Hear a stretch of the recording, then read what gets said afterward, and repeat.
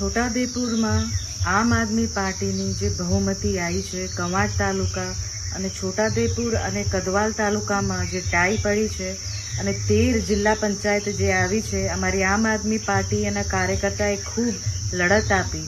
પણ હવે જ્યારે અમારે બોડી બનાવો અને સત્તામાં બેસવાનો સમય આવી ગયું છે, તો પ્રશાસન જે પોલીસ તંત્ર છે એ અમારા ચૂંટાયેલા ઉમેદવારોને ધમકીઓ આપે છે, એમને ઓફરો આપે છે. તો હું આટલું જાણવા માંગુ છું કે આ જે પોલીસ પ્રશાસન છે એમના નામો પણ મને ખબર છે, કોણ કોણ આવેલા અમારા ચૂંટાયેલા સભ્યો પાસે.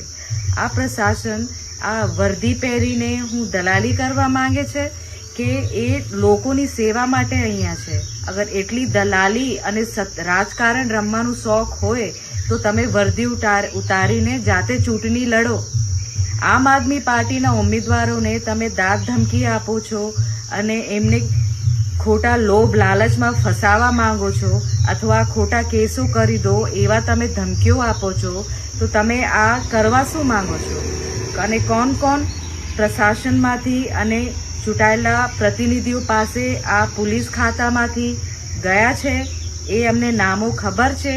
અને ટાઈમ આવશે અને અમે ખુલાસો આપીશું અને એમની વર્દી ઉતરે એવું અમે ચોક્કસથી ફરિયાદ કરવાના છે. તો તમે ચેતી જાઓ, બીજેપીના તલવા ચાટવાનું તમે બંધ કરો.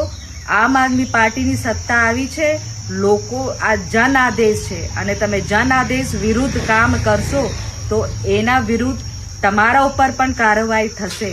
તો હું એક નમ્ર વિનંતી કરું છું કે જે પણ આ ષડયંત્રમાં બીજેપીના જે દલાલો છે આવીને અમારા ઉમેદવારોને તોડવા માંગે છે કે એમને ધમકાવે છે, એ ચેતી જાય, ને તો એમનો વારો છે.